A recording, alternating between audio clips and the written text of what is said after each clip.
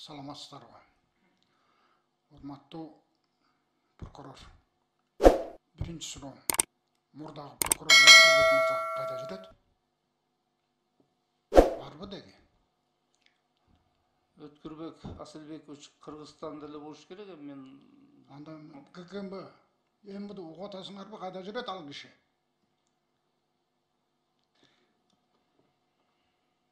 Аны бир из салган, издеген бирөөлөр барбы, жокпу?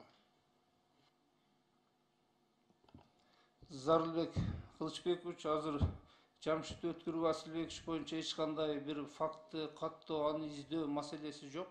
Ошондуктан ал эркин жашоодо эл катары. Кыргызстанда? Кыргызстанда болуш керек.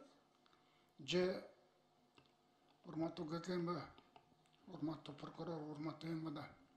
Менде мындай сомнение болуп атат да. Свой чужой деген принцип ойноп аткан жокпу?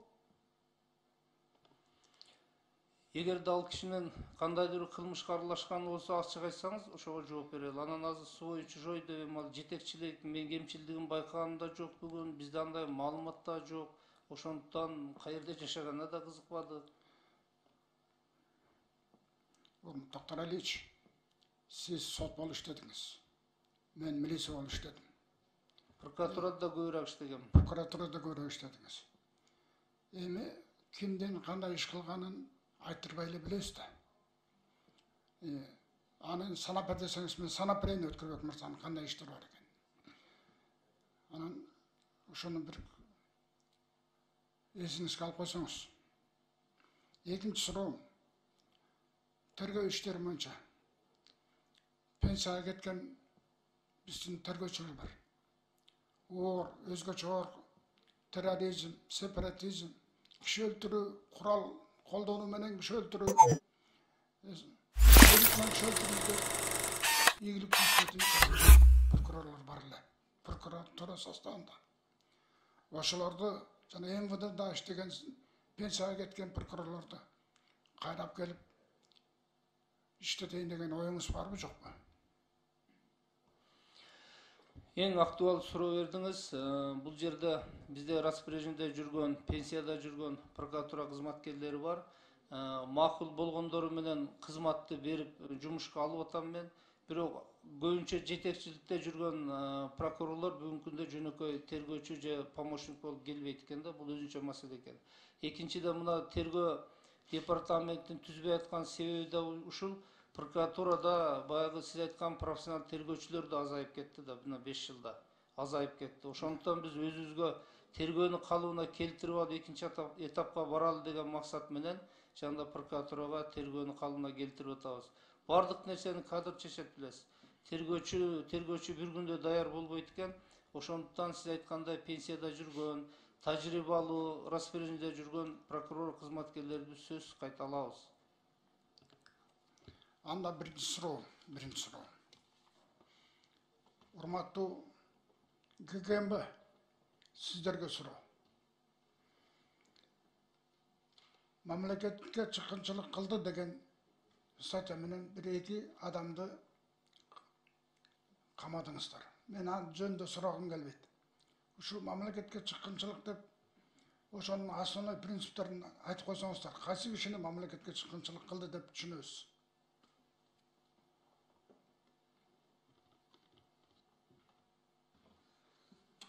Урматтуу Зарылбек Кылычбекович, саламатсыздарбы? Бул мамлекеттик чыккынчылык боюнча тийиштүү биринчи өзүңүз тааныштырып койсоңуз. Улуттук коопсуздук комитетинин төрагасынын биринчи орун басары Рустам Мамасадыков. Орусча окуп берейин мен сизге? Окуй бериңиз, орусча деле кичине түшүнөм. Государственная измена, то есть выдача государственной или военной тайны, шпионаж, либо иное оказание помощи иностранному государству или иностранной организации в проведении деятельности в ущерб внешней безопасности Кыргызской Республики, совершенной гражданином Кыргызской Республики. Мен башка кошуштун кереги жок дейм. Анда мен суроом. Кумтөр. Бүгүн канадалык атууларда. Кумтөрдүн алтын 717 тонна. Жери Россия жеке ішкерлігіне. Жерүйдің алтыны 80 тоннадан ашық. Бозымшақ қазақ ішкерлерінде. Бозымшақта 42,8 тонна алтын. Тегерексай, Солтон Сары, Жамғыр, Талдыбұлақ набережный. Қырғызстандағы алтындардың бары чет елдік жеке ішкерлердің қолында. Бұл чет елдік ішкерлерге біздің кешегінгі, бүгінгі қызматта тұрған чоң қызматкерлер башоты менен белек қатар беріп штаған. Бұл шыққыншылыққа жатау же жатпайбы? Урматтуу ГКМБ қызматкерлері. Рахмат чоң сурооңузга. Урматтуу Зарлы Кылычбекович, бүгүнкү күндө дээрлик эле ушул кен байлыктары тарабында көп ушундай жерлер.